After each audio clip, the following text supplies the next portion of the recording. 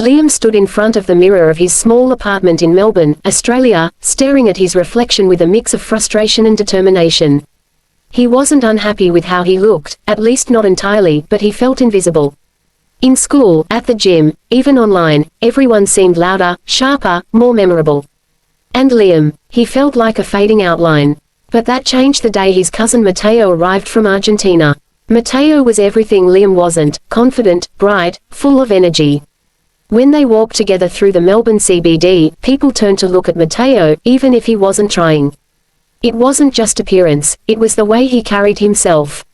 That afternoon, as they sat near Federation Square eating ice cream, Liam finally blurted out, "Mateo, how do you always look so put together? Like you have everything sorted." Mateo laughed. "Sorted? Me? No, but I do have something that changed my life." 3 steps. 3 steps for what? Liam asked. Mateo tapped his jaw with a grin. Para marcar la mandíbula. To define the jawline, but not just the face, Liam. It helps the mind too. Liam frowned. "You're telling me there are only 3 steps? See, and I'll teach you. But listen carefully, it's not magic. It's discipline." That word hit Liam harder than he expected. Step 1, control the tension. The next morning, Mateo woke Liam up at 6 a.m. "Are we running?" Liam groaned. "No running." Mateo handed him a piece of chewing gum. "Sit." Liam sat up. "Seriously, chewing gum, that's the secret." Mateo shook his head. "Not chewing. Training." He demonstrated how to keep the jaw relaxed, then gently tighten it for a few seconds, then relax again. "It's like breathing," he explained. "If you clench too hard, you hurt yourself. But if you learn control, your face becomes stronger, and so does your mind."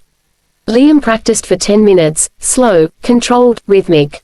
It felt silly at first, but after a while, he noticed something. Focusing on tiny movements quieted his thoughts.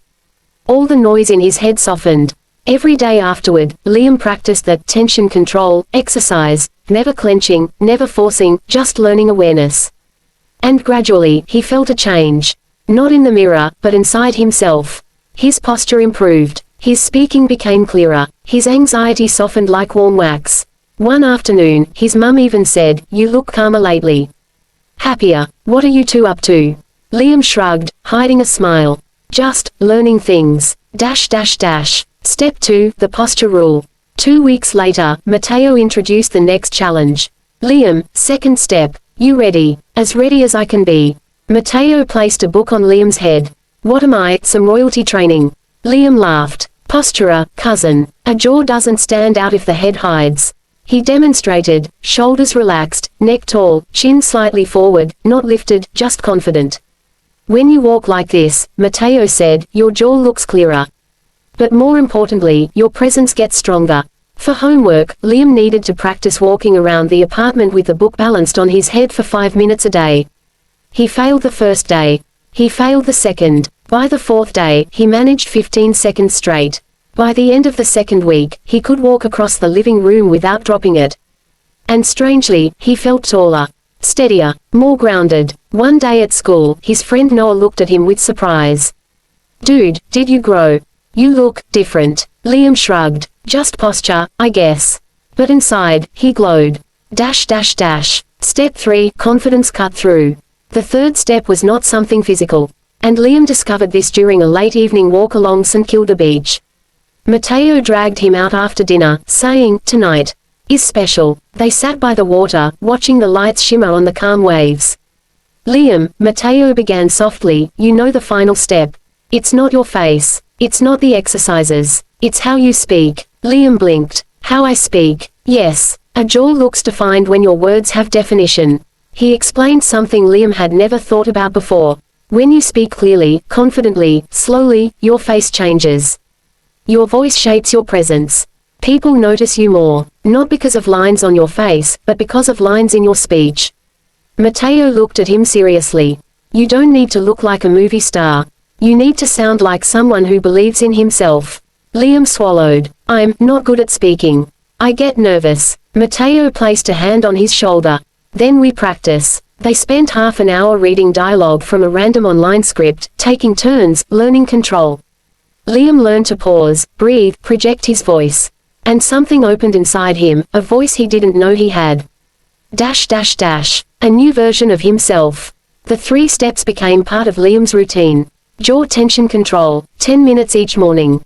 Posture walk, 5 minutes a day. Confidence speaking, reading aloud every night.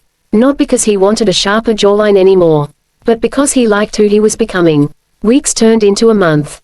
One morning, while rushing to get ready for school, Liam glanced in the mirror and paused. His posture was strong, his expression calm. His face looked different, but not in a dramatic way. Something better. He looked like someone who believed in himself. The moment of change. The real test came during a group presentation at school. Liam usually hid behind others. When speaking, he'd stutter, rush, look down. But this time, when his teacher called his name, he walked to the front with steady steps, shoulders relaxed, voice ready. He began speaking, and for the first time in his life, the room stayed silent, listening to him. His voice didn't shake. His words flowed naturally. His presence filled the classroom. After class, Noah grinned and punched his arm lightly. "Bro, you were like, confident. When did that happen?" Liam smiled. "Just, learning. 3 steps.